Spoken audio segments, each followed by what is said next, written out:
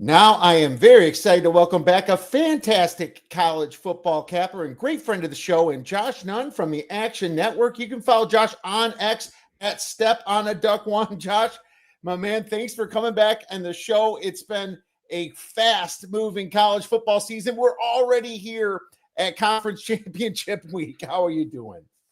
I'm really doing well, man. Thanks for having me on the show. It's a privilege to be on your great program. And you know what? You're so right about the season. It comes and goes in the blink of an eye. You and I are guys that are cut from a different cloth in the fact that we cherish those 14 Saturdays in the fall. We love the marathon Saturdays more than about anything. College hoops is getting in the full swing, and that's fun too, but there are nothing like those 14 Saturdays, my man. So sad to see the season end, but the conference championship weekend is here, and I'm excited to break down these 9 matchups. Absolutely. And there's still a lot of fun to be had because we have a lot of bowl games to discuss, a lot of movement in the market. There's first to market. There's a lot of great things that you can learn from guys like Josh when it comes to December coming up here. There's also coaching ATS, injury news, people opting out. Stuckey over there with Josh at the Action Network has a wonderful article he does every year. So I always recommend that. Andrew chiming in. Real funny, Andrew. Last week, the bear. This week, the duck. I think I need a nickname. Oh, Andrew's great. I don't know what I'd be. The Kiev is not really an animal. It's a city. The Wisconsin wagon. I hope to be a Badger, just not this year. They were a force for a while. I'm hoping that we get a little resurgence next year. Maybe everybody doesn't believe in us, and it's one of our years next year. That'd be fun. But no, I'll think of a nickname, Andrew. Maybe you can give me one, my friend. So that'd be cool.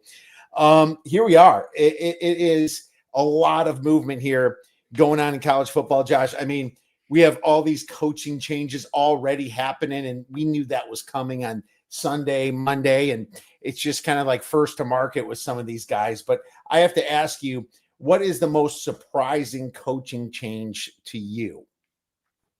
I've got 2 of them here. I was really surprised that Bob Chesney jumped to UCLA so quickly. I kind of felt like if he would have stuck around another year at JMU and put together another good campaign, that he could have found something a little bit more localized or regionally to where he's been coaching. And the cross-country move for him to LA just seemed a little bit strange to me. Also very surprising how it shook out with Arkansas, how they had about 3 or 4 guys they couldn't land. Felt like they ended up settling on Silverfield. And doesn't that just seem like one where 3-4 years from now, that sort of dance partner with Arkansas and Silverfield is more likely to not work out than it is to work out? Yes. Yes. That's I mean, with all that Walmart money, they would have done a little bit better out there too. And that's funny because I have a follow-up question as well to this. My most surprising one is I think it's Pat Fitzgerald to Michigan State. I guess it kind of caught me by surprise. Now, maybe you knew about it. I don't know. I just feel that Pat Fitzgerald, he's not the guy I hired to completely turn my program around. He had success on the COVID year, but the years after that, before he got unfairly fired by Northwestern, he went like 4 and something. It was really bad. He lost a lot of games the next 2 years. And even though I believe he wasn't treated properly at Northwestern and was called out by a bunch of kids that, just had excuses and probably won't even probably don't even show up for practice half the time. I'm still kind of scratching my head. If you're rebuilding your program, investing $1 billion in there, you kind of bring in Pat Fitzgerald. Okay. All right. Yeah. I mean, have fun in the Big Ten there.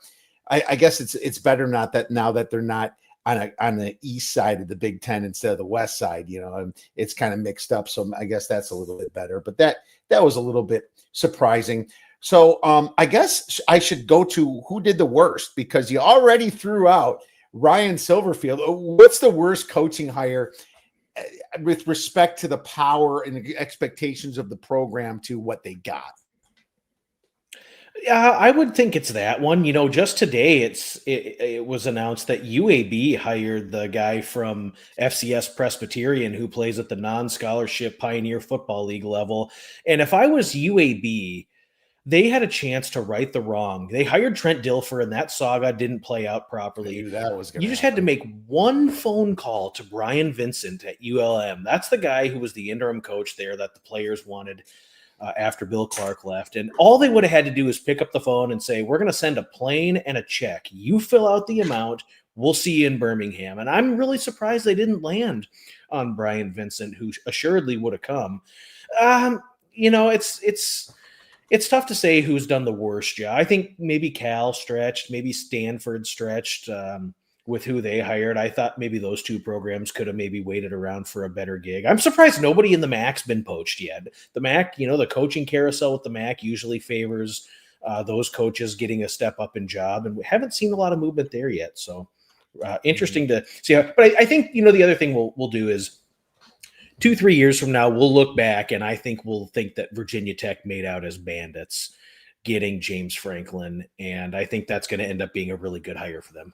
I agree. Alex Mortensen did a very good job for what he was dealt with at UAB. He even won that huge game against, I think it was Memphis. It was Memphis. Yeah, battle for the bones.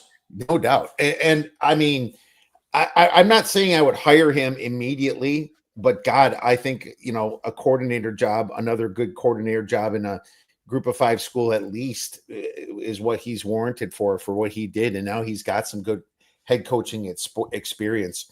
So I agree with that. It's funny. Andrew's like, Penn State's the worst because what the hell are they I actually had them written down as one of the worst because I mean, how embarrassing is it to try to get the Brigham Young coach Sataki in, and he says no? That's a little bit embarrassing. I actually didn't like the fit anyway.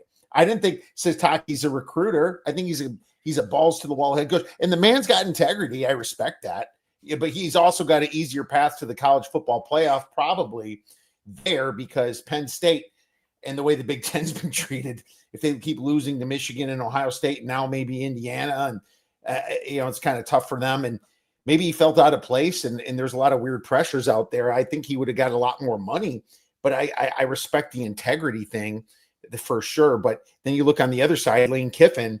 Are you mad at him? I'm not mad at him. I'm mad at the system, really. People forget so much, and I'm kind of just going off on this tangent, but people forget that if you have a bad year coaching, they can just can you. You're done. It's like, you expect you're supposed to stay at the school. First of all, the rules are terrible. They shouldn't be recruiting now. So actually, I think I would have given Lane Kiffin some credit for staying through the playoffs from an integrity side, but he's also kind of screwing his future. He was kind of in a catch-22 when he had the opportunity to move to LSU. So what's funny is I'm very neutral on what happened there, but I do think LSU's improved. Yeah, and I think that it's an upgraded hire. And, I think if Lane has won consistently most of the places that he's been. And I think if he can get it turned around quickly here, they could be a team that's definitely on the come. Probably not next year. And it's funny, one of these books that's out there that most people can get access to already has LSU's regular season win total posted up for next year at 9.5. So there's a lot of belief. 9.5. That's a little high. That's a little high because LSU's always got a tough schedule, and they'll play Clemson next year, and Clemson's bad, but maybe you never know what you're going to get them, and they always play Bama. I don't like that. No, I go under. And it's so funny, but if you think about Penn State, wouldn't it just be funny if 2-3 years from now Penn State's trying to poach the Virginia Tech coach, trying to poach Franklin and have him come back? No, that ain't happening. But I do agree with Andrew saying they're going to have to promote the interim and try again next year. It's too late now. Why? This is a great year to just kind of take a breather, and maybe you get hurt a little bit in recruiting for it, but you're still Penn State. It's not like people are going to go to Pitt because of it, right? I mean, you do that, and then you go hard, like for your next guy next year, and you're ready to do it. It's a tough job, but the worst thing that can happen is all of a sudden the interim does pretty good and wins 10 and goes 10-2. Then you feel like you're stuck with them. But they were late to the party, and I thought Penn State was one of the worst jobs done. I also think Cal with Tosh Lupoy. Do you really think Oregon's defense was that great with all that talent that they had there? I don't think so. I mean, I remember last year everyone was just running all over them, and sure they went undefeated because of their offense. But Cal losing the defensive coordinator, well, let's just face it. He was a defense coordinator with the Badgers before Wilcox went to Cal, and then you hire another defensive guy that, his defense wasn't good enough. But I don't like that hire so much. And I agree that Ryan Silverfield is right there as one of the worst coaches because he's just not ready for the big time. Well, and Silverfield has had some successful years, but if you look at some of their games situationally and some of the games Memphis has lost, there have been such puzzling handlings of situational football that directly fall on the head coach. Timeout usage, third down, and red zone situational play calling late in games. It's been baffling. And, Memphis just has not really wowed me over the last 5 seasons. And I want a coach that's going to make a splash, that's going to provide the wow factor, that's going to have proven that they can get it done at that level. That's why it's hard to hire a defensive coordinator that's not had the head coaching gig too. You can have a great X's and O's defensive coordinator, a guy who can scheme it up on the whiteboard, a guy who can coach linebackers or defensive line, but now you're asking him to run the entire show and orchestrate the whole operation. And it just doesn't work out as often as you might think. It's really tricky when you're giving a guy a shot who hasn't had a lot of coaching experience, and you coach on one side of the ball. I guess you got to break out somewhere, but that's tricky for Cal. I thought they could have maybe plucked somebody else. Exactly. So not to keep, on this subject, but I do think that Virginia Tech's hire was the best in Franklin from where the school was and what Franklin's done. And I do believe that even though Chesney is out of place at UCLA, and it might not have been his greatest choice, it was still a great hire for UCLA, in my opinion, because I think he's a fantastic coach on the up. CFB playoff committee. How close are they to being right, Duck? I thought they did a pretty good job. I think the top 4 are fair. I think Texas Tech's body of work has been really solid this year. Ole Miss now slides up and is almost assured to get in. And there was some questions last week on if they would pull the plug on Ole Miss with the fact that their entire coaching staff is now in Baton Rouge. I thought it was very interesting where they slated Notre Dame at 10. And assuming BYU loses, which we can get into the game later, but assuming BYU loses, Miami bumps up to 11. If Duke were to beat Virginia, the way it's written is that you get the top 5 highest ranked conference champions, which would be the SEC, you'd have the Big 10, you'd have the Big 12, you would have the American, and then the 5th would be the Sun Belt. So the ACC champ, if it was Duke, would not go. And I think with Miami and Notre Dame being slated 11th and 10th, that would justify the committee to bump Miami because they have the head-to-head win. And then you put the ACC team in at large as opposed to having the conference champion go. Because if Duke wins, they're not going. And so, if Duke wins, you said top 5 conference champions. So wouldn't James Madison be in then? Yeah, you'd have 2 group of 5. You'd have James Madison and then North Texas or Tulane. Oh my God, go Duke. Yeah, a little number on James Madison. But that's still super weird. I think that's even more awful when it comes to true power and deserving and all that. That's absolutely silly. If James Madison played in the ACC, they'd have 3 losses, at least. I think, you can argue easily they would lose to Miami, Clemson, or Virginia or Georgia Tech. There's just a lot of teams I think that could have beat Pitt maybe.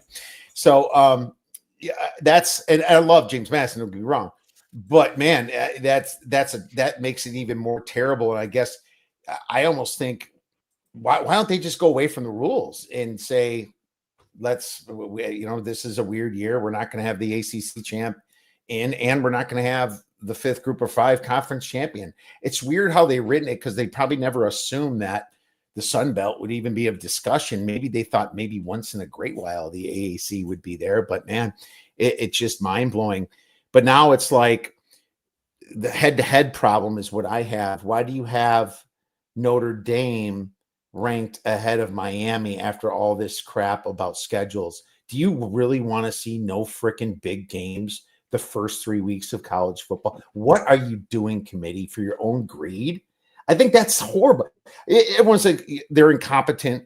I think there's some incompetence there, Josh. I don't think any of them know what you do and some of the stuff that I do and what are the people that we relate with do.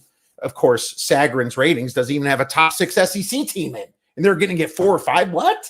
It just makes no sense. they're just a boys club there protecting, the SEC, and it's wrong. It's probably somewhat fraudulent because numbers prove it's wrong, but nobody's ever going to stop them. That government doesn't want to get involved in something like that. No one's going to stop them. It's almost like saying, Microsoft's a monopoly. You're going to do it. No, but I also think that if they don't put Miami in, man, it's gonna F things up for the year. I think people are going to really complain if Notre Dame goes in too. So it's like, do you pull them both out? I don't know. Yeah, really, that problem really manifests itself if Duke wins. If Virginia wins, then Virginia goes, and then the ACC has representation. The bigger problem is when you look at the product on the field, a team like Oklahoma appears to be firmly safe. And should they be? That product has looked terrible for 6 weeks, especially on offense. They're broken on offense. The defense is very legitimate. But the real problem is the SEC getting 4 or 5 teams when they're not in the top. That's the problem. That's the simple problem. You could say, sorry, SEC, you're getting 3 teams in. The Big Ten's only getting 3. You're getting 3. That's more than all the other conferences.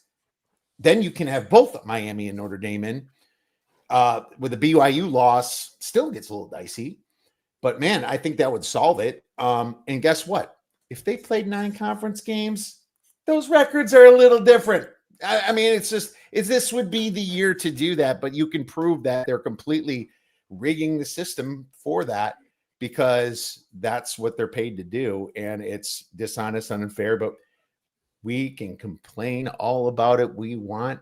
It's not going to change anything, Josh. But here's now, instead of me complaining, here's the good news. I like having 12 playoff teams. I'm going to enjoy it. I'm going to watch it all December. I'm going to bet on it. I'm going to talk about it. That's my positive side. No matter who they throw in, I don't care if they throw in freaking no, I won't say UMass, but I'll UNLV. If they put in UNLV against UAB, because it's something we can talk about and it's something we can bet about. So that's the fun about the college football experience now, that at least it's been extended into January and now late into January. So I am excited as usual, just like I was last year about that part. Let's get into these games, my man. Huge start on the conference championship weeks. We have 9 conference championship games starting on Friday. First one is Troy versus James Madison. James Madison opened around 20.5, 21. And now this thing's been powering up to 24. It's kind of took a short little break back down to 23.5. The total of this is 47.5. What is James Madison going to do in this situation? Well, so I'll start by saying I've got a future on James Madison. I believe you do as well. It's been a really great team this year in Sunbelt play, head and shoulders above the rest. I hope they win the game. I don't think they're really in danger of losing on the field. The game does seem one-sided, but we have seen James Madison play around with their food time and time again this season. They struggled with a really bad Liberty team for a half. The Georgia State game, they only won by 7. Louisiana Lafayette gave them a major test. Marshall, Wazoo. I mean, the list goes on and on. And is this team at all distracted by the Bob Chesney situation and him leaving?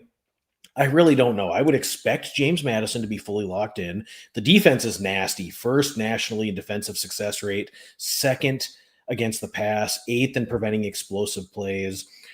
I think Troy will struggle to move the football consistently, and they will struggle to score enough to stay in the game from the perspective of actually winning it.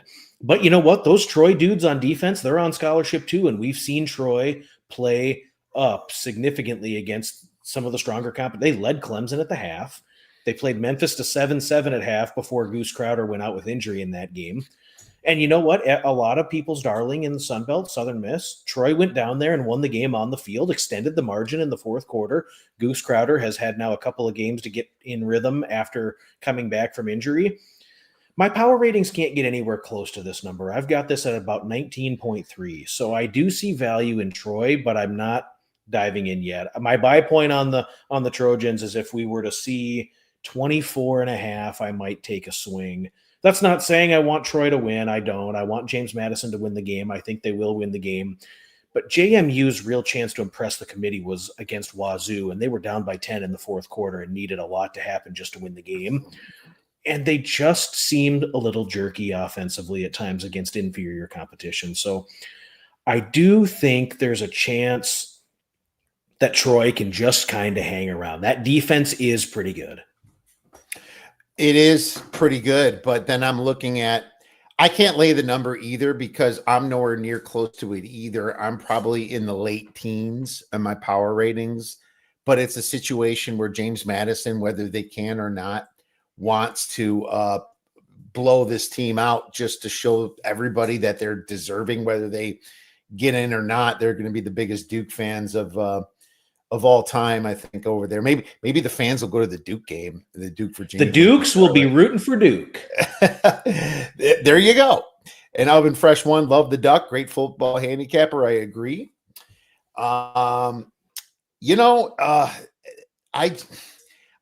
when they stepped up in class to Old Dominion won 33-0. Probably could have been more if they weren't shutting them out. Texas State puts up 48 on them. I'm wondering if I do tinkle with this team total over 34.5 at -125. That's what I'm kind of looking at. I don't trust the under 10.5 on Troy's side. I think a garbage touchdown could easily be scored. Over 10.5 is juiced at -130. That's probably right. It's funny, you see this total 47 and the team totals are 10.5 and 34.5. You add that up, it's 45 points. So clearly juiced to the over. Yeah, that's my lean right now, but I do agree that James Madison is the much better team. Troy has definitely improved, and maybe Troy can shut some people up this week. I don't know. I mean, if you're Troy, you want to win the conference, but you can definitely go and shut them up. So that'd be interesting. Andrew Clark says, I keep thinking back to the other trip to Virginia when they played Old Dominion. Well, there you go, right? And, that was such a spot for Old Dominion. A Thursday night primetime home game, and they were in that same spot last year against Georgia Southern, and Old Dominion blew the doors off of them. So that was definitely an Old Dominion spot and a real tough spot for Troy.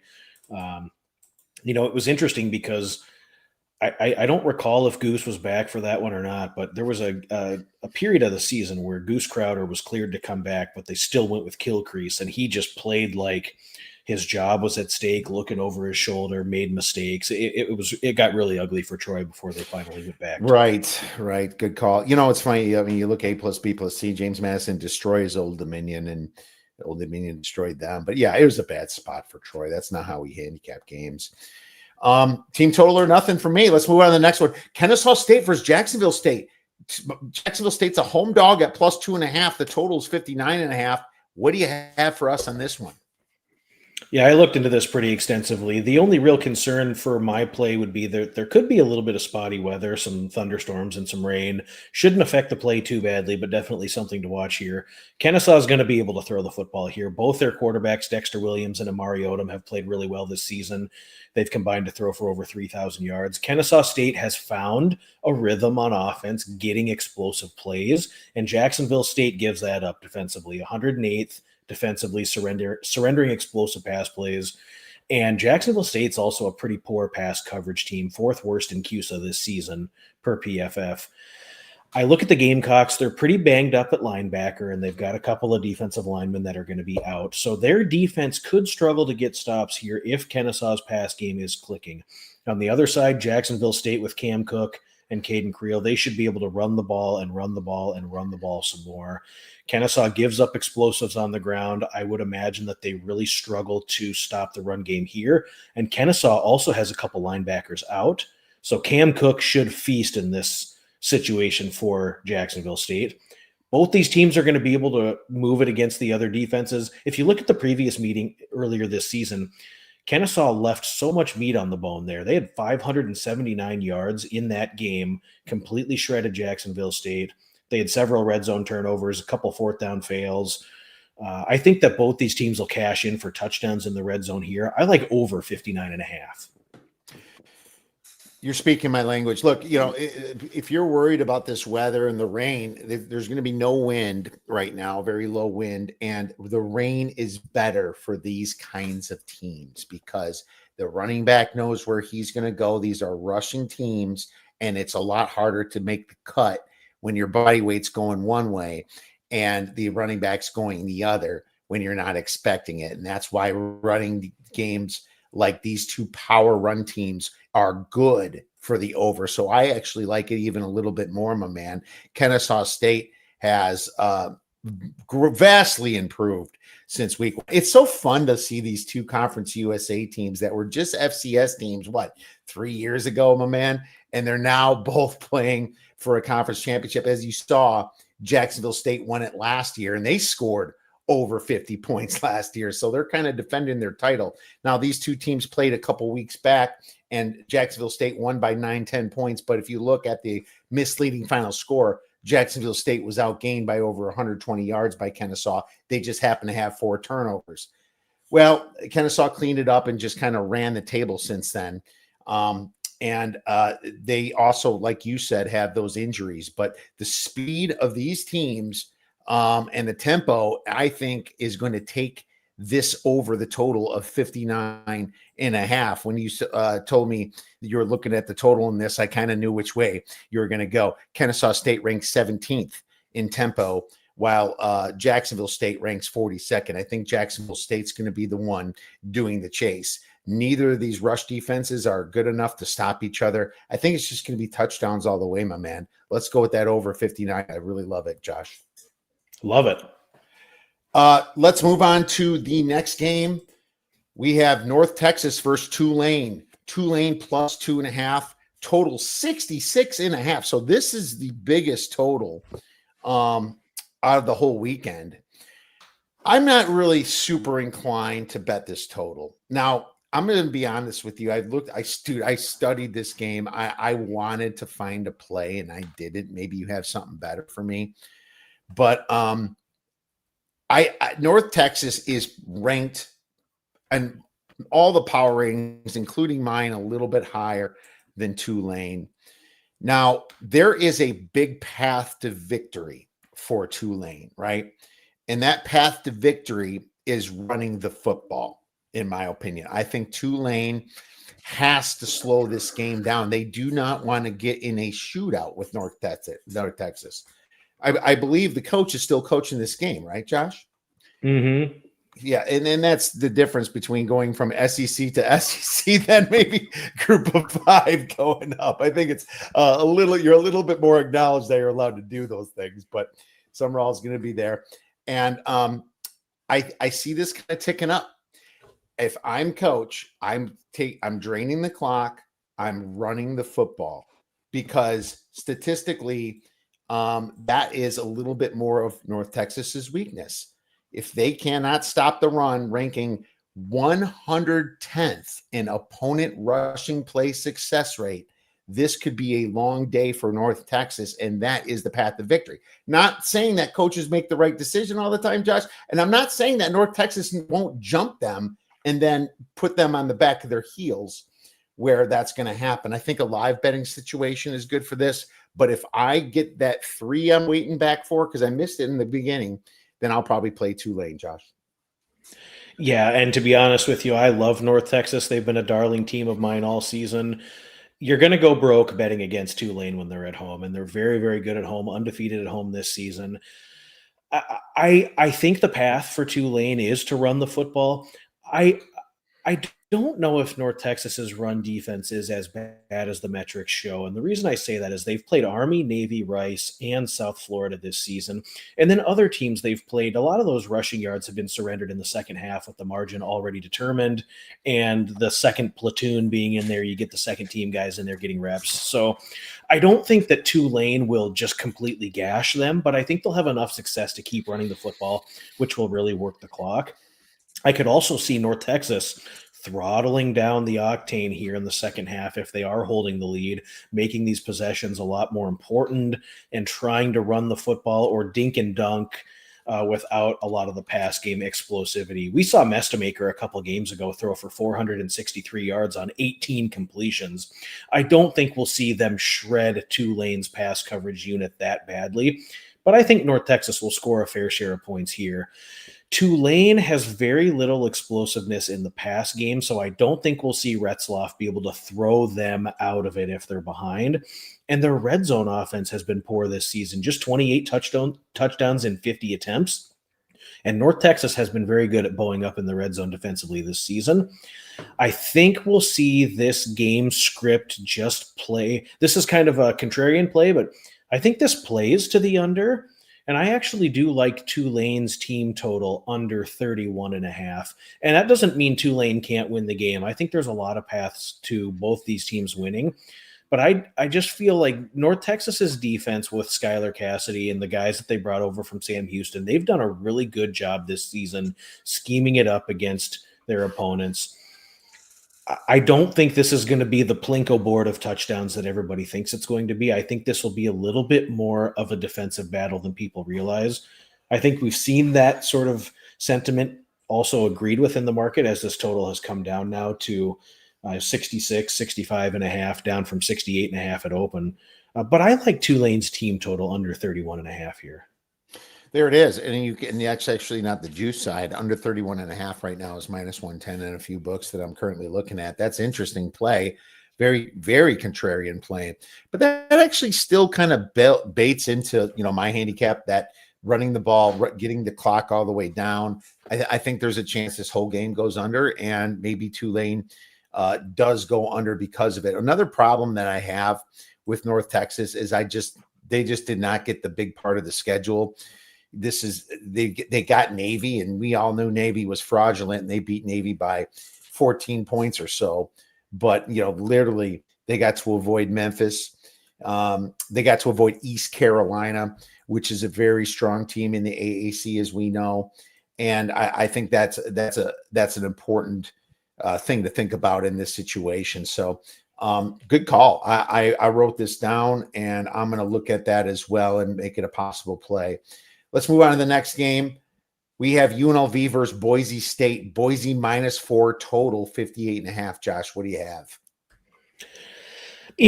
This is the way that it shook out after all the metrics were plugged into the computer system and they hit the submit button and it spit out these two teams as opposed to New Mexico or San Diego State. San Diego State didn't take care of business, and so this is the matchup we get here. But we've got a team in Boise that's got UNLV's number. They've won 10 straight games. They beat them earlier in the season by 25. I don't think that script is going to play out this exact same way this time. I've been impressed with UNLV's defensive performance the last month of the season. I think Paul Gunther is doing some good things with that group there. They've held 3 of their last 4 opponents to 17 points or less. And we've seen UNLV really get the ground game humming. 640 yards the last 2 weeks combined on the ground. And I think we'll see the Rebs get Jet Thomas running downhill, use Calandria in the run game to exploit a weaker Boise front here. And I would think if it's UNLV here, you try to outpossess Boise State. You try to keep your offense on the field. You try to move the ball on the ground and protect that defense a little bit, because the fact of the matter is they gave up 56 points in the first meeting.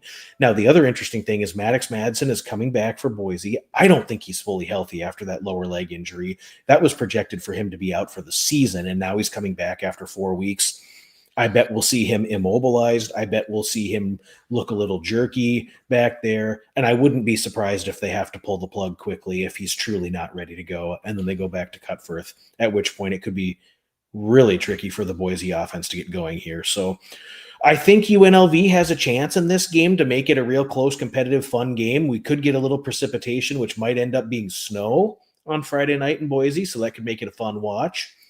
I think the Rebs will have a little bit of a better game plan than they did in the first meeting, and I think that they can keep this game close. I have not run to the window on this one at the current time, but it wouldn't surprise me at all if UNLV plays a little better than the first meeting. What do you think about this one? I made it to the window, and I'm taking the Rebs. This is a situation, in my opinion, that, just like Drew said, it should have been New Mexico. I agree. I think New Mexico just choked against Boise, and I think that New Mexico was the better. And I think Utah State just doing people no favors with their multiple chokes this year, because they've had multiple chokes this year, which was annoying. But I think you're right. Maddox Madsen coming back after a month. Is he really completely healthy? And I thought Max Cutforth did a good job in that championship game. He did what he had to do. It was more about Utah State choking, in my opinion. But, this team, is still without, obviously Genti from last year, and they just do not look like they were last year when they played and made that into the playoffs. Their game against Notre Dame, they weren't even in the game, and that was before Notre Dame fixed their defense. I mean, it's just kind of Notre Dame just wanted the game to get over with by the third quarter, and they did that. They just ran the ball down their throats, and then UCF in the beginning. I mean, do you count beginning games? I don't count the beginning games as much, but it's still something to see. UNLV has improved since that ugly FCS game in week 1 that everybody thought UNLV was going to be really bad. And I actually thought so too.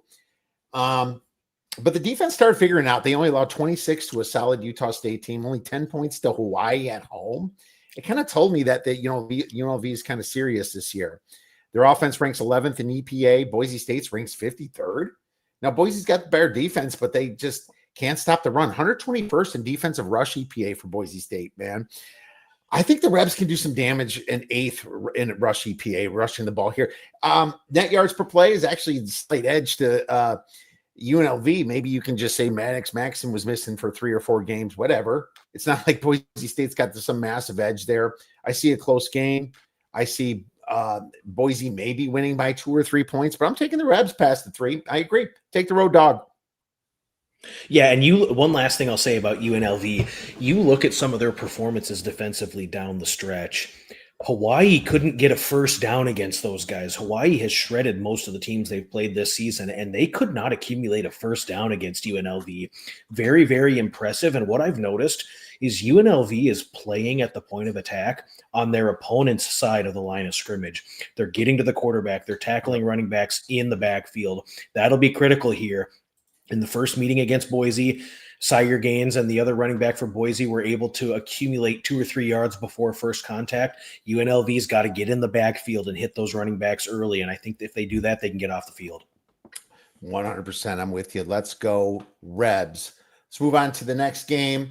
We have the BYU Cougs on Saturday. Now, all these games we discussed, we should have mentioned all home fields for the home team, and that's why you're seeing the little extra juice on the Boise side, James Madison side, and all that. But these are all neutral. You got BYU at Texas Tech, and Texas Tech is minus 12.5. The total of this game is 49.5. Woo! This is a big game for the committee because if BYU wins, you can't take Texas Tech out. They're so smug. Maybe they will because no one's going to stop them. But this is a one where Notre Dame is a big Texas Tech fan. I assume Miami's a big Texas Tech fan too. I don't know. It just depends on how it all plays out with Duke, Virginia as well. But my number can't get to 12.5, Duck. I'm at 9.5. It's not like I'm rushing to bet BYU either because we saw these teams play each other and BYU wasn't even sniffing any success against them. And it's funny. It's like it would sure benefit the Big 12 like it did the ACC last year if BYU does win, because I think both are in, because they can't just change the rankings by that much. What do you think about this one, buddy?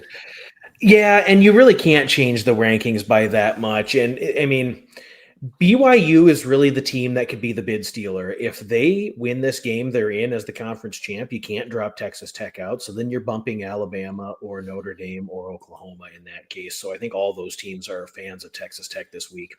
Feels like we've seen this narrative play out. Just look no further than the first meeting this season where Texas Tech won 29-7. BYU had 67 rushing yards, 2.5 yards per carry, just 255 total yards and the 1 touchdown. BYU put one drive together the entire game. Their first half drives were punt, missed field goal, punt. And this Texas Tech defensive front seven is absolutely nasty. 3rd in yards per play, 1st in yards per rush, top 3 in pass defense, havoc, explosiveness surrendered, all very, very strong. Only 2 teams this season have surpassed 17 points against the Red Raiders defensively. I don't trust Bachmeier to throw BYU out of tough situations when they get to 3rd and medium or worse. And now Texas Tech is playing for a legitimate top 4 spot in the playoff. I don't think they need the style points to win this game. And I think what'll happen in the second half is this will trend to a slower pace game. I would expect Texas Tech to run the football a ton. You can't do anything here to get Baron Morton hurt because the backup is already out for the year. And so now you would have to turn to Mitch Griffiths or their 4th string quarterback Logan, who is just really, really a downgrade from Baron Morton. So I think Texas Tech runs the ball and salts away the clock in the second half. I think they'll win this game comfortably. But I mean, we've seen the path for BYU. They could hardly get a first down in that first meeting. Struggled on third down, couldn't get to the red zone, let alone they ran 3 plays in Texas Tech territory in the first 3 quarters. BYU team total under 17.5 is one of my favorite plays of the week. You know what's interesting about Texas Tech stats? I mean, look at these scores: 42-0, 43-20, 29-7, 48-9, 49-0. You're not getting what they would do if there was another quarter. And that's the problem with some of these metrics, because if they're taking the whole game of data and this happens with Ohio State, this happens with college basketball too. It's like at blowout mode, the team's actually better than their power rating. I think Texas Tech might even be short here because of it. And I think the market sees that a little bit, and that's why it's at 12.5. But dang, you're sure getting me close to wanting to lay these points in this situation, man.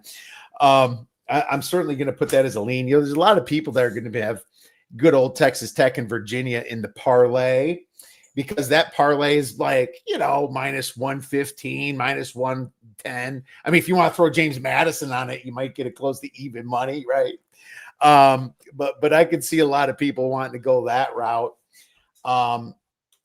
Andrew's like, I would love to see Texas Tech in the Fiesta Bowl. Absolutely, buddy. Arizona style. That would be fun. I have a buddy that's actually one of the heads of the committee there that's going to be there. Unfortunately, we'll be out of town that weekend. But no, man, I'm close to laying it, but I also love your team total under for BYU, and I'm going to write that down as well because I may be attacking that 17.5. You know what's nice about these team totals? They're out. They're out in these books. Mm-hmm. You usually have to wait till Saturday or Friday night or whatever. No, they're out in most of these books that you're able to bet them at. So I love that.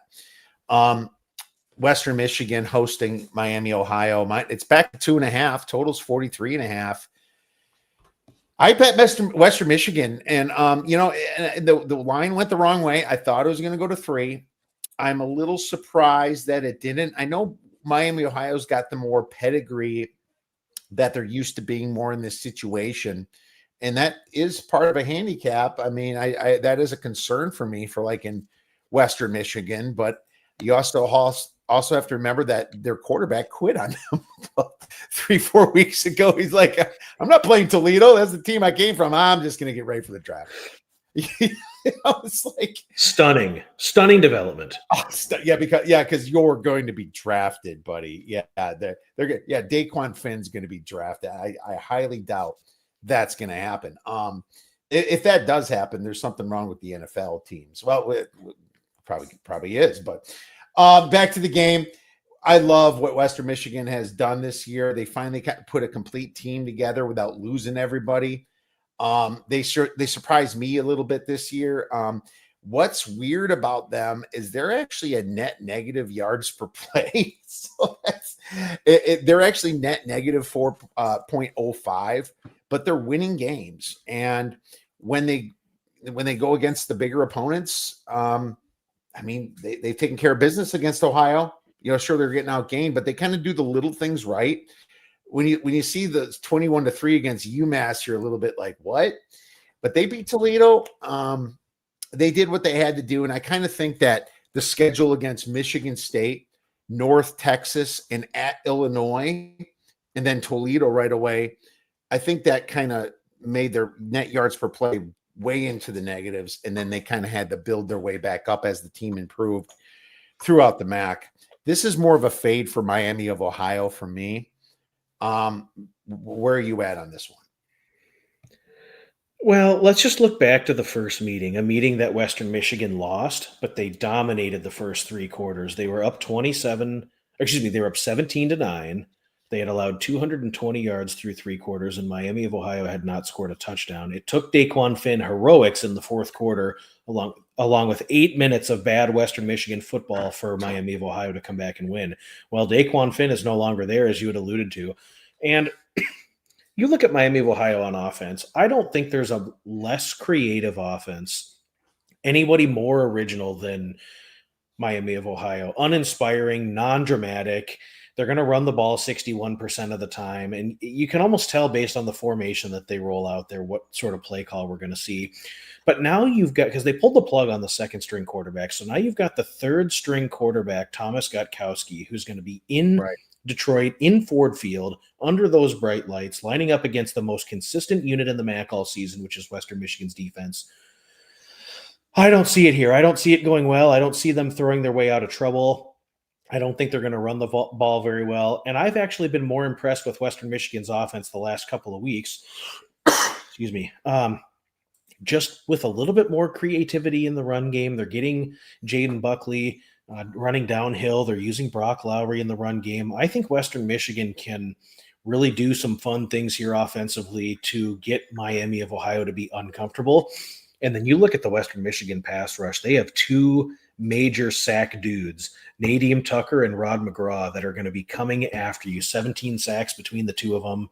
And I think that they're just going to make it really uncomfortable for Miami of Ohio. I have no issue with the play. In fact, it's a play I have in pocket. My Western Michigan -1.5. All right. I'm loving it. Great. I think it's their time, and Ford Field will be rocking with 1,400 fans. I think Andrews might be saying right there. 1,400. Let's do it.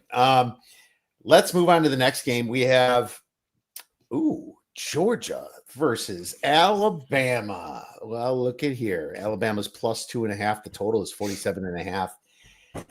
I have a play in this game. You know, it's funny. You look at all the metrics, they're freaking very close to each other.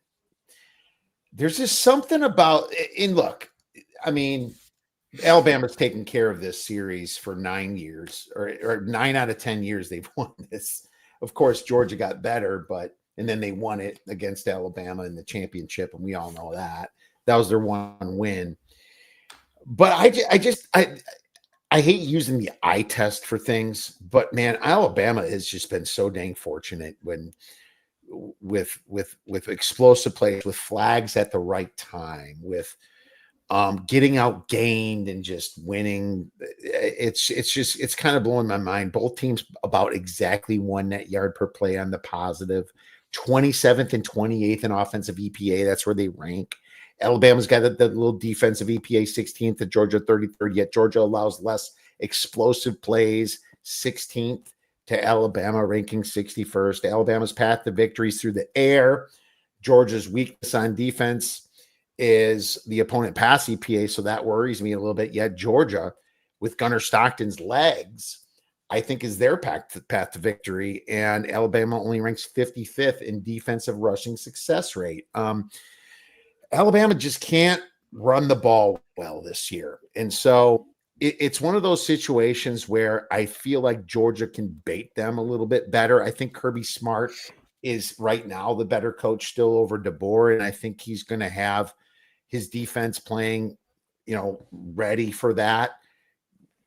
Maybe you don't got to cheat up much against the run, expect the pass, expect some creativeness, expect Simpson to run too. If I would probably bet Simpson's rushing yards over if I had to.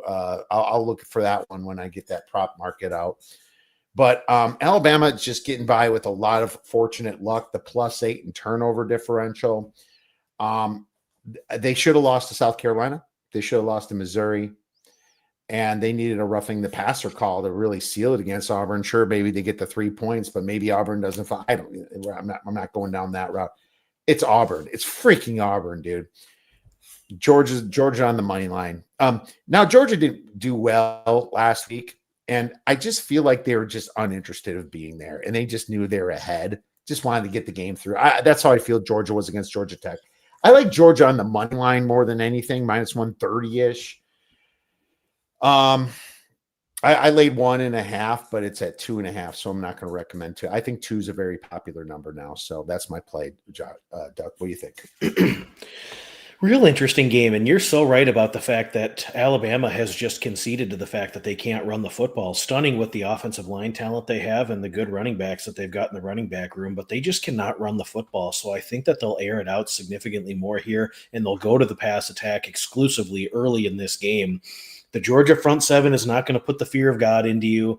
They're talented, but not nearly the vaunted front seven that we've seen in prior years. And so I think Alabama will have time to throw the ball. I think Georgia will gash them on the ground. I think it'll be a back and forth affair. This is so much about like two heavyweight teams that are bouting against each other, and the total is low, and we expect this slug it out defensive game. But the last time these teams met, yeah, there was only 45 points, but there was 38 at half. And then the last score came with 7 minutes to go in the third quarter. I don't know if we see that again here in the SEC championship game, where we have seen these games have a propensity to be higher scoring than most. I think Alabama plays out of desperation. I'm not sold that I don't think Georgia needs to win this one to get in. I think we can both agree on that. Right. But if Alabama loses 41-21, 41-17, are they in? They're not going to allow that. They never allow that stuff. It's going to be a close game. Probably so, but I don't know. I think both of these offenses will have an advantage here, and I think that we'll see it break open in the second half. I lean over. I think this game could be a 31-27 type of game, 31-24. I think this game can clear this total. Well, you know, a matchup ago, not last week, or last week, not in September 27th, they got to 45 points, but it felt like they should have put up more. Both of them had 350 plus yards apiece. It went to almost 80 points the time before that. So I do see what you're saying on the over. I don't want to take the under in this one in Mercedes-Benz Stadium. Yeah, I don't disagree. I think Georgia does get them, but it would take the way the committee set up Alabama by bumping them over Notre Dame for beating Auburn. Really is what they're saying, that Bama's in most likely, and it would take a blowout for them to go out. But it just from the eye test, and I hate saying that because it's so like public and crappy, and I just feel like I watch these games and I have to use some of that what I see, you know, and you can say the turnovers are going to even out, +8 margin to even margin, right? So I guess I'll use that. But I'll tell you this: if it got to 3, I'd probably pull a little bit back on Alabama. I would. Let's see here. Jam Miller out. I don't know. Is Jam Miller out? Questionable. Yeah, I don't know. Yeah. And you know, I think it's a good conversation to have, and we won't go in depth here, but maybe in the off season, Kiev. Sports betting is an art, and there are certain sort of things in each silo that you can quantify in the metric sheet, and you can look at the X's and O's and the Willies and the Joes and the coaching and the schematics and the matchup and all the metrics. But there is something to the gut play. And there is something to you looking at the eyeballs and what you see on the screen and say, yeah, this just doesn't pass the sniff test. And that's part of the art of handicapping, where you can make a play and you have some rationale, but maybe it doesn't check all the boxes. But more often than not, when you're a sharp guy like yourself, those plays can work out well. And so we'll have a more in-depth conversation on that later on. I think we need to. I think the art of capping and the art of betting really does include the gut play and the eyeball test. And I think it's okay to introduce those elements, even though they're not quantifiable. Right. All right. Well, I love it. Let's talk more about that, because I think the art and spots is at least as important these days to handicapping, as well as just metrics itself, you know, because metrics change for a reason every week. They change, you know. All right. You know, I'm excited to watch this game. I'm going to be at my son's baseball tournament, but the iPad will be on next to me. So that's where I'll be watching Alabama versus Georgia. By the time I'm going to leave like right after the game ends, the game before that, and then move right into a little Alabama, Georgia when I get there. So I'll be watching Western Michigan end the game. when I get there. Texas Tech will probably already be done. Ohio State, Indiana plus 4.5, plus 4.5. The total's 47.5. What do you have for us on this baby? I understand the steam to Indiana, really solid team, very well coached, and Ohio State is in, dare I say, a little bit of a sandwich spot here after just finally getting the monkey off their back and beating Michigan for the first time in 4 years. And that's a game that program really, really cares about. And Ohio State also might have bigger fish to fry with going out and winning a national championship. I kind of think the motivation does favor Indiana here. I'm sure Cignetti would like to talk forever about him leading an Indiana program to a Big Ten championship that before he got there, they could never have even dreamed of this. And so I think Indiana is absolutely showing up ready to play. I think this is a matchup of two great defenses here. You look at the Buckeyes, their defense is absolutely elite. 5th nationally in yards per rush, 1st in overall rushing yards per play. These guys do not allow explosive plays. They don't allow successful plays. Only 7 points per game given up all season for Ohio State. I can see the offense possibly coming out a little sluggish, and I can actually see Indiana's defense having some success against Ohio State early. Indiana's defense 11th in yards per pass allowed, 3rd in explosive rushing, top 10 in yards per play and red zone efficiency. And I don't think either one of these quarterbacks is going to absolutely light up the other defense at all. I think we're going to have a kind of feeling out process in the first half. I wouldn't be shocked at all if we see punt, field goal, punt in early possessions. Earlier in the week when we had the 48s or the 48.5 out there, I played the first half under. It was a little juicy at 24.5. I think we're still good at 24, but I think if you shop around, you can still find that. I just feel like this game starts out a little slower. We've seen Ohio State really bludgeon you in the first half on the ground, and then they lean on you in the second half, and they take the deep shots in the second half to their two talented receivers. Could be a little bit of that, but I think it's a lower scoring first half. So I took first half under. First half under. Well, that's interesting. What's that right now? Because I'm waiting on something. Here's why it's at 23.5 still. I believe so. 23.5. Is that the number you got? I got 24. Good number. Okay, so I need 24 and 24.5, and I'll tell you why, Josh. This is not like a disagreement, but it's kind of like me. I was scared. The two things I'm scared about is this. One is that these teams' defenses are awesome, but they also have played some massively shitty offenses, man, especially Ohio State. I mean, okay, Damon Williams, they did well against him, and I will give them credit, and that was on the road. It was a weird game. They just couldn't punch it in the touchdown. I think Ohio State's red zone is second to none. But it's just looking at the Big Ten, it just was so easy for them with Drew Allar being out when they played Penn State. There is just nobody in Ohio State's way. I give Ohio State credit, too, because that's what they deserve. But the same can be almost said to Indiana as well. I'm not saying that her defense isn't great because it is. But the other problem that I have that I'm waiting on is the field, more of a track, right? It's more of a situation where they're going to be indoors at Lucas Oil Stadium in a dome. And I wonder what those amazing receivers like Smith and Tate are going to look like in that situation. I got burned last week on the first half under and the full game went under, against Michigan. It's like, seriously, it's just like sometimes you just get it backwards. And, I wish I didn't get burned, but it's a situation where I want 24. Okay. I totally am with you. I think it's going to be a little nerves in the beginning, especially for Indiana. But as far as the side, I have a home field advantage for Ohio State with a point, even though it's in Indiana, just because Ohio State's been there before. That's their place, I think that the Big Ten likes Ohio State more. They're going to have half the fans, I think, still.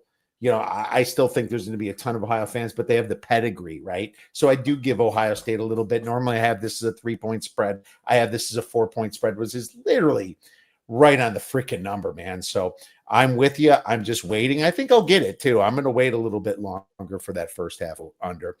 Connor Hibbett, looking at the upcoming bowl season because of the new portal window, do you think we'll still see some teams shorthanded, especially teams with coaching changes? I'm going to say abso-freaking-lutely. This is just kids do not want to play and screw up their leg, man, especially when they have a shot to transfer to a big team. There's going to be some team there. Wasn't there a game canceled last year that there was so many people out, Josh? Well, that was after Charles Huff took the job at Southern Miss. He took half the Marshall team with, and so they had to pull the plug. Marshall won the Sun Belt and didn't play in a bowl game, had to pull the plug, and then they flopped over to Louisiana Tech to play Army. Louisiana Tech had sent their players home. They were 5-7, didn't get to a bowl game, sent their players home, had to call them back to piecemeal together a week-long practice regime, and then they went and played Army in one of the bowl games in Louisiana. But Connor, you hit it right on the head, man. This is the biggest pivot I've had to make in any of my situational prep as a college football bettor is during bowl season. I would look at these lines the day that they come out, and I'd try to fire away on some that I think there's value in or try to hit some totals. I'm not making plays until a day or two before the game on any of these that are outside of the playoff because the participation report is critical. Coaches coming and going is critical. Players opting out, deciding they're going to play, they're not going to play. Some players were playing for. Remember Miami and their quarterback Cam Ward. He played for a half and then took the shoulder pads off at half against Iowa State and said, "Yeah, I'm good." It's like there's just so much of that goofy stuff going on that you have. It's more important now than ever during bowl season to get your fingerprint on the participation report and figure out who's in and who's out because it makes a world of difference. Be following guys like Duck at Step on a Duck 1 for great information like that, and all his colleagues at the Action Network. It is so important to see those participation reports. And the truth is, sometimes you just get smacked in the face, man. There's times where I faded a team because they were missing everybody, and then you find out later, 2 days before the game or even the day of the game, that the other team decided not to play either. I mean, it is just such an art to this, and it is so important to get. You're just playing craps right now until you know. What I will say is what I do lean on is the bigger teams in general with a smaller bowl game will usually have less participants when they're playing a group of 5 team. So try to look for those bowls. I know they try to set up bowls within the same style, but I love the ones that have that mix because that's kind of telling you what really it's a lot more important for a team, like a Memphis or, South Florida, even without their coach, to try to put a statement down and beat a team because, they aren't always missing players in the transfer portal as much as others. So think about that. Now, once in a while, you'll still get great players from small teams move. So, I mean, we saw a lot of that in the quarterbacks over the last few years, right? Yeah, and then the other part of that, too, is you can always count on the service academies showing up. Army, Navy, Air Force didn't make a bowl this year, but Army, Navy, they show up every year. Army and Navy, you can count on, my friend, but we'll get to that game. We have to quick cover this one. We only have a few minutes left. It's Virginia against Duke. Clearly, Duke minus 3.5. Virginia is the total is 57.5. Duck, you have something special to tell us about this game, and I'm very excited to hear it. But Virginia, I'm just telling you, this is my final play. I took it at 2.5. I was shocked when it opened at 2.5 on Sunday. This is, I think, blowout city, in my opinion, for Virginia. We can talk all we want, how we want Duke to win this game, but I don't even think that Mensa's mom thinks that they're going to win this game, my man. I think that they're going to be outclassed and outplayed all day in this situation. It's funny how big this game is and how it just happens to be the last game on Saturday night. 57.5 in total. Part of me wants to see Duke win just to see more chaos, but dude, I like money. I'm rooting for Virginia. My first loss against Virginia was that awful NC State game where he threw the pick in the end zone, and that should have been cover city the whole time.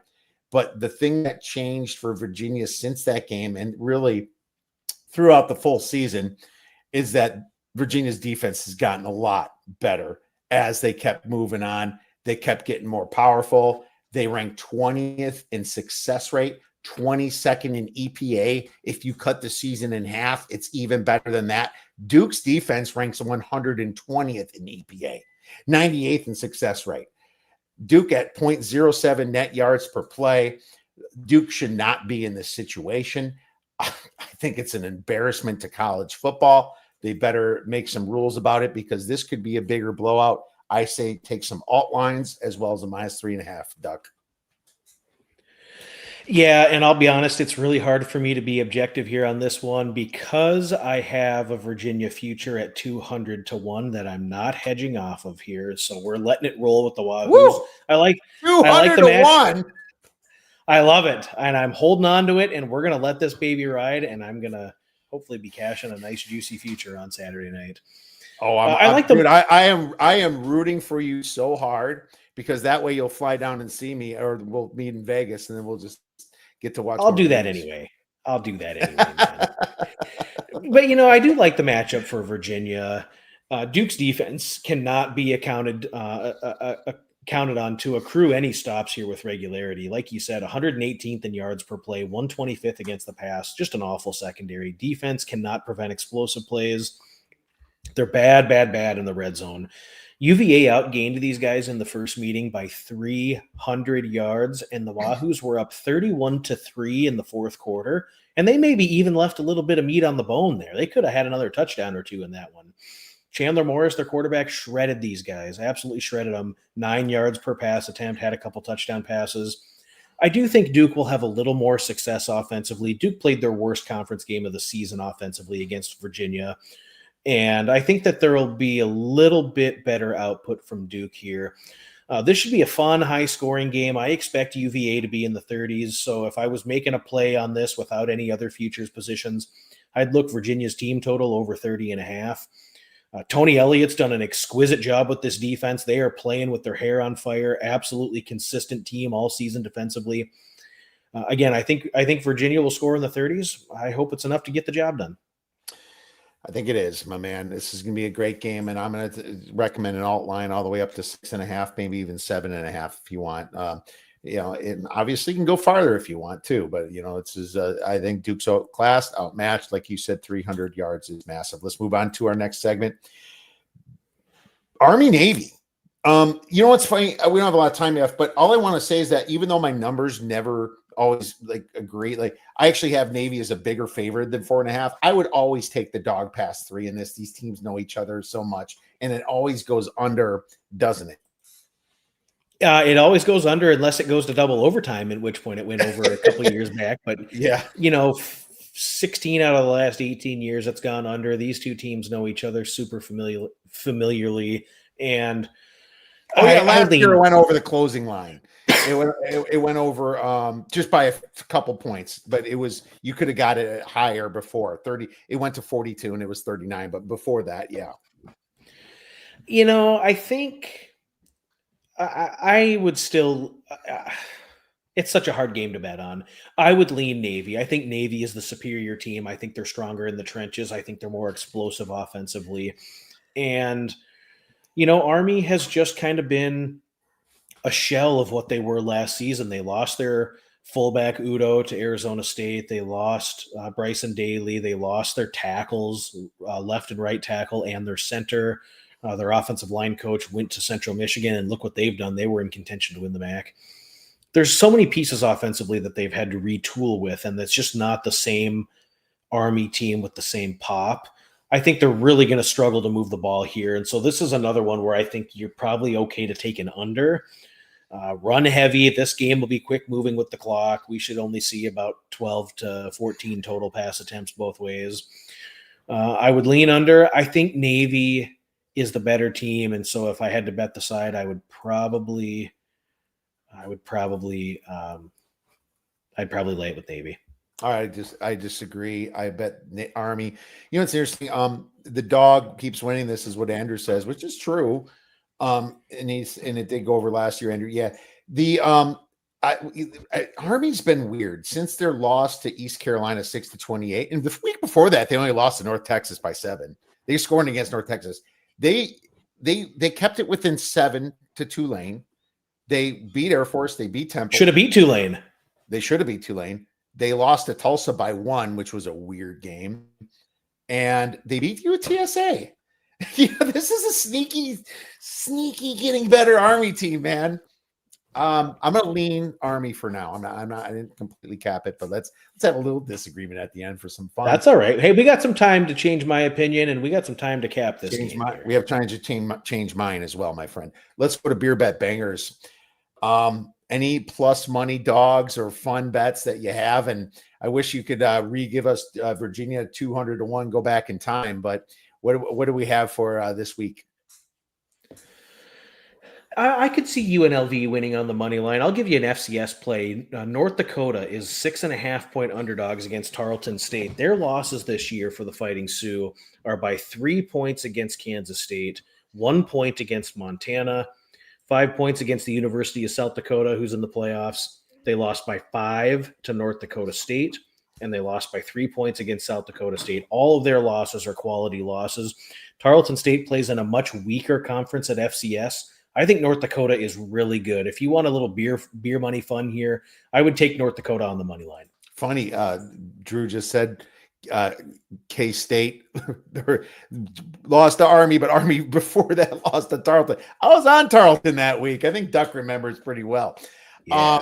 Okay, well, there you go. North Dakota action. I'm going to try to save the committee from embarrassment, and I'm going to take Miami plus 650 to make the playoffs right now at DraftKings for a beer bet banger. Look, man, if I'm hoping they're just kind of having to come to Jesus, because if you leave Miami out and put Notre Dame in, and you're not leaving them both out, which would still look ugly, you are just saying you should never, ever, ever schedule a tough game, because that means it didn't happen. They have the same record as Oklahoma. You're putting Oklahoma in because of their Alabama win. Don't tell me it's Michigan, because Michigan is not a good team. Michigan got blown out by USC, blown out by Ohio State, blown out by Oklahoma. This is a situation where it is clear to me that they have to match up. And actually, a lot of Miami fans are kind of excited, and they think that's what's going to happen. Now, obviously, Notre Dame might be the one left out, but, if all chaos happens, we'll see. Alabama gets blown out. Maybe it's them. I don't know. But it's a situation where I think they could save face by putting Miami in. Plus 650 is a good number. My man, any Heisman thoughts before we go? I don't know if there's a lot of value as we sit here and speak today, but I will be surprised if Diego Pavia does not win it. With all the media pomp and circumstance and all the stuff that's been going on, the storylines, what he's done for that Vanderbilt program. And remember, before he got there, Clark Lee was getting in there and getting his feet wet. They were losing by 27 at home to East Tennessee State. They were non-competitive in the SEC. Since Diego Pavia has been at that program, he's the most valuable player. You take Sayan or Fernando Mendoza off of Indiana and Ohio State, and each of those teams is absolutely still winning 9 or 10 games. You take Pavia away from Vanderbilt, they're 4-8. I agree. And it sucks is I have Mendoza 14-1 for a beer bet banger. It's not big. I have Sayan at 1 plus 180. To hedge back, and I just did it for twice as much. But here's Diego Pavia, just had to beat Tennessee last week, and put himself from 4-1 all the way down to now.